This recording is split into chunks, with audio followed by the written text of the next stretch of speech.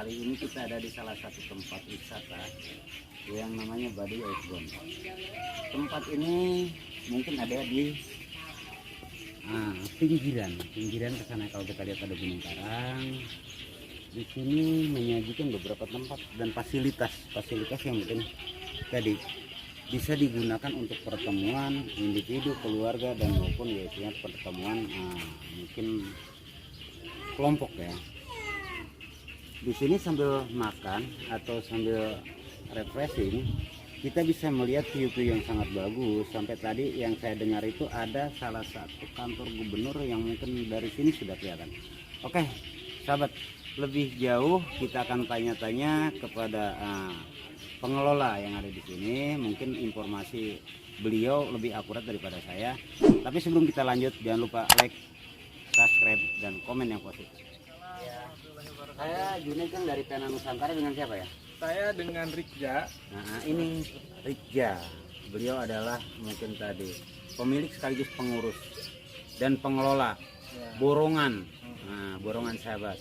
Jadi kita akan tanya-tanya kaitan tempat rekreasi yang kalau saya lihat ini sangat nyaman, sangat mendukung.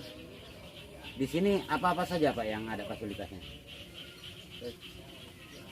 Di kawasan wisata halal Baduy Outbound ini kita menuaikan konsep Pak, di mana di kawasan wisata halal Baduy Outbound ini kita memiliki konsep yaitu 8 destinasi wisata Pak. Yaitu sahabat 8 destinasi wisata. Di mana yang pertama itu adalah destinasi wisata budaya Pak. Oh gitu Pak, bisa nggak kita Bapak informasikan sambil kita jalan? Boleh, silakan. Mari kita jalan lewat sini ya. Nah, untuk pertama kita di kawasan wisata halal Baduy Outbound ini adalah prasasti di mana wisata halal Baduy Outbound ini diresmikan oleh Pak Gubernur Pak Haji Rano Karno oleh Bang Dul ya? Bang Dul, karena waktu itu beliau menjabat sebagai Gubernur Banten. Oh iya, jadi sahabat ini diresmikannya oleh Bang Dul pada tanggal 13 Oktober 2016.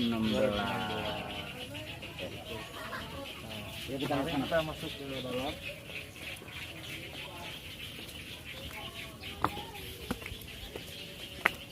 Ini ada aula ini, peruntukannya gimana Pak? Nah, ini kita ada aula, di mana aula ini diperuntukannya dipergunakannya itu untuk kegiatan resminya Pak. Semacam kayak seminar, kayak pelatihan, kayak belajar online atau belajar anak-anak di sini bisa di sini.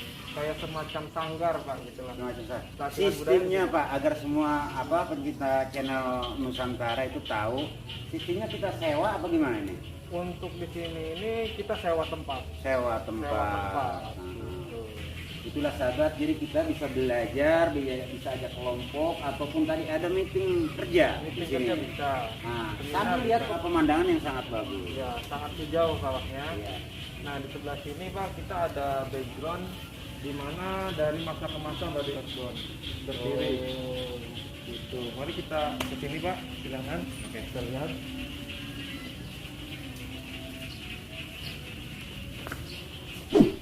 Nah, di mana dulu Baduy Outbound ini adalah kering kerontang adalah sawah. Sawah kita sulap menjadi kawasan wisata sampai sekarang ini. Mulai dari sawah kita ada beberapa kegiatan outbound, gathering. Yang di sini ada Pak Boy, waktu itu Kapolda Banten. Iya. Dia berkunjung ke sini. Boy Rapli. Ya, Boy Rapli. Ini Pak Rano Karno. Tadi yang sudah ditandatangani. Ini ada Pak Rano Karno. Ini kegiatan pramuka. Ini kelompok Harley dari Jakarta. Beliau touring dari Jakarta ke sini menggunakan Harley. Inilah kendaraan mereka. Ini kegiatan dan itu acara pramuka di mana wakil gubernur waktu itu Pak Mas Duki di sini pramukanya. Dan ini ada karena yang satu destinasi wisata budaya itu kita menggunakan lebih ke silat Pak. Lebih ke silat. Jadi budaya daerah. Budaya daerah. Nah, makanya sampai 5 negara pun ingin belajar silat ke sini. Oh gitu. Itu kayak Amerika, Prancis, Indonesia, Swiss, dan juga Belanda. Mereka belajar silatnya di sini. Gitu. Kita harus bangga sahabat, kita harus bangga sebagai bangsa Indonesia. Kenapa? Ternyata satu kesenian atau olahraga pencak silat yang ada di wilayah kita ini dicintai oleh beberapa negara. Ini contohnya sahabat. Ternyata tempat ini juga pernah dikunjungi orang-orang yang punya label tinggi, yang punya merek, seperti Pak Boy Raffi Ahmad. Di sini ada gambarnya dan mungkin itu Kang Dul salah satunya. Oke Pak, bisa izin kita ke sana yuk. Baik, sambil jalan. Kita lihat beberapa fasilitas budaya. Kita ada di sini destinasi wisata perikanan, Pak. Nah, inilah ikan-ikannya. Ini kita ikan-ikan. Ikan dapat pembenihan sendiri apa beli benih? Ikan ini kita pembenihan sendiri, Pak. Pembenihan sendiri. Kita rawat, kita anakan atau pijatkan, kawinkan, beranak, kita budidayakan di sini. Oke sahabat, berarti bukan hanya bisa kita di sini beristirahat, bukan hanya kita bisa minum-minum, makan, ternyata ada satu pengalaman atau pendidikan yang mungkin bisa ditransferkan oleh pengelola kepada kita agar supaya tadi buat bekal kita di kemudian hari. Salah satunya adalah penetasan ikan. Inilah salah satu contohnya.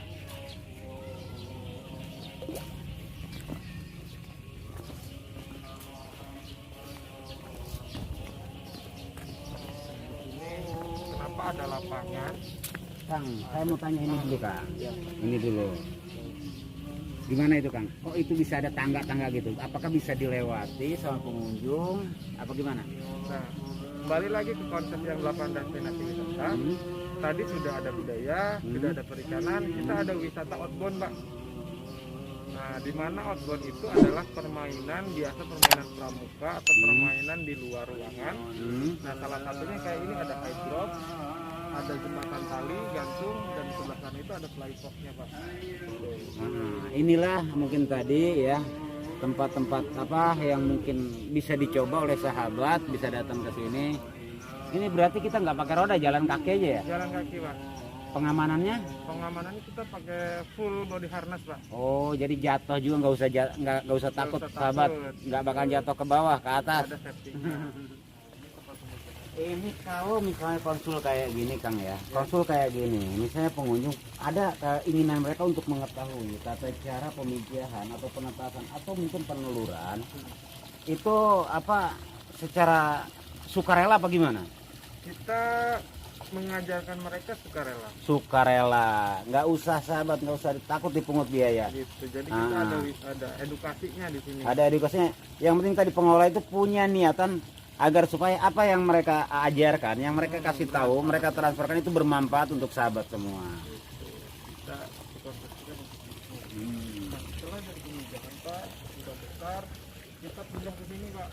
Nah, ini sudah masuk kategori ikan konsumsi.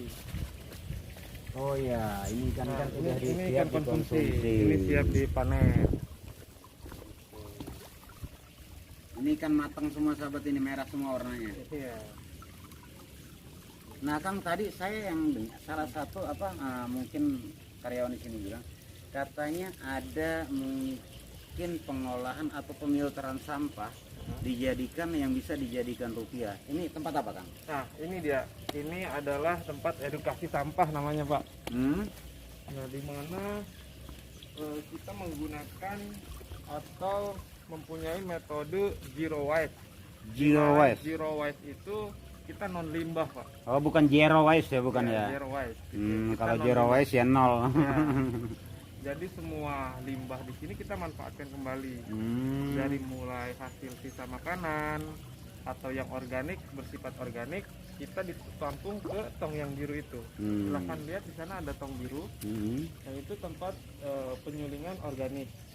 Jadi di mana organik itu akan diurai, namanya menjadi air lindi, Pak. Air lindi. Ya, air lindi itu diperuntukkan untuk pupuk organik, Pak. Oh, itu bisa ya, Bisa. untuk membantu kesuburan tanaman. Betul sekali. Sahabat bisa datang ke sini, bukan hanya kenyang yang didapat, tapi tadi pengalaman kita dapat juga. Oke Kang, kita jalan ke sana. Baik.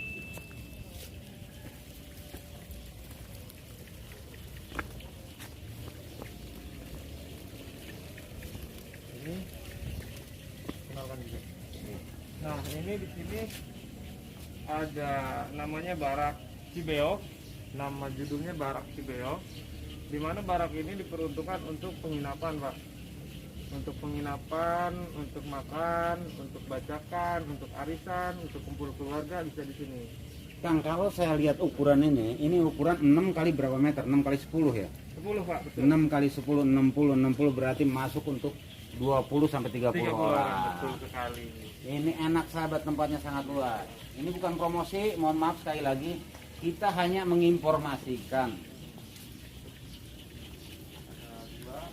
Ada 2 barak di sini dengan lampu-lampu yang mungkin lampu yang sudah dirakit seindah mungkin agar supaya kelihatannya menjadi seni yang bagus.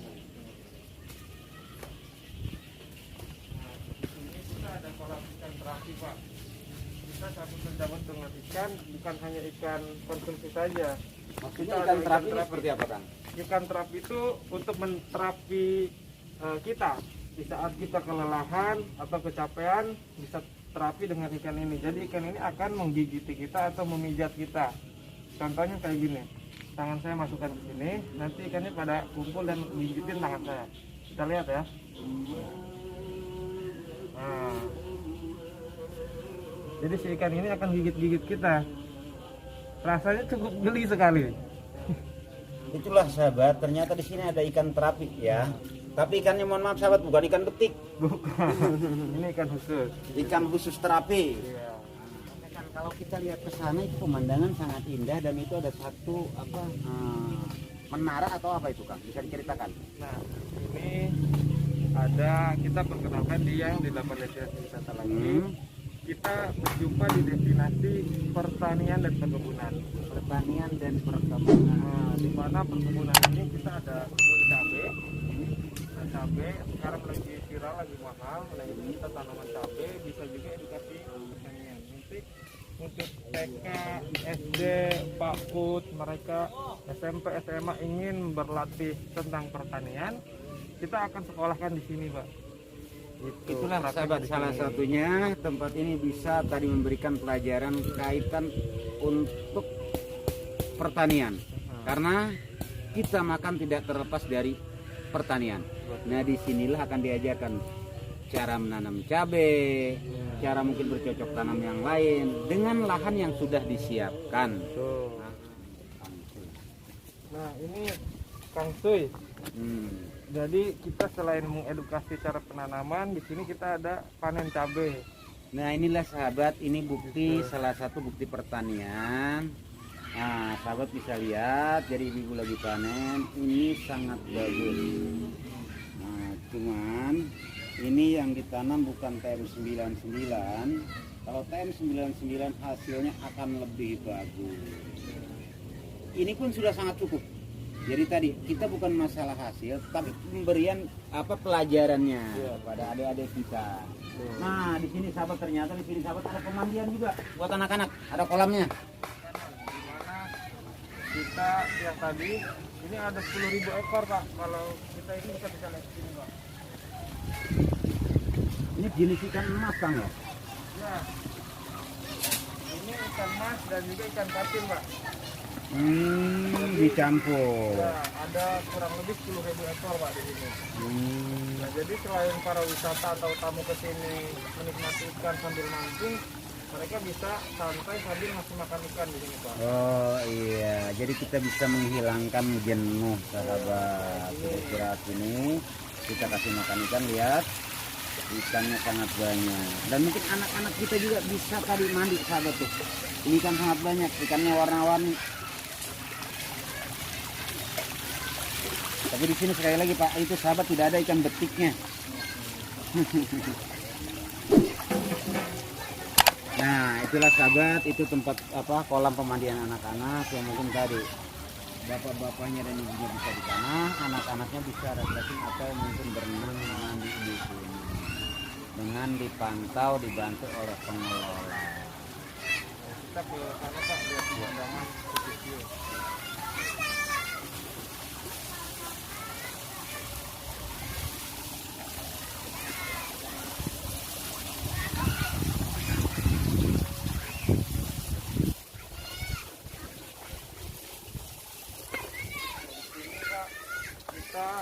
memiliki pemandangan panorama alam pertanian sawah. Langsung ke sana perkotaan, Pak, di mana kantor pusat pemerintahan atau KP3B bisa terlihat dari sini, menaranya sebelah sana. Dan itu yang sedang ada trennya atau pembangunan itu adalah sport center, Pak. Oh gitu. Jadi itu akan dibuat stadion terbesar di Banten atau di Serang.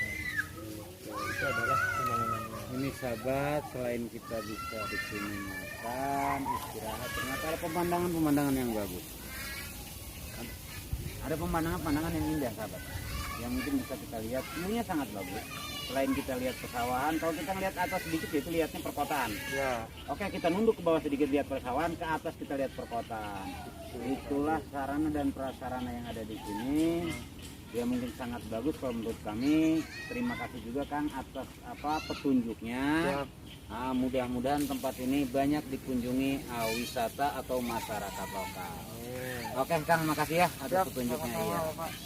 Itu ya sahabat, pertemuan kita kali ini mudah-mudahan ada manfaatnya. Kurang dan lebihnya saya mohon maaf. Jangan lupa like, komen, dan subscribe. Terima kasih.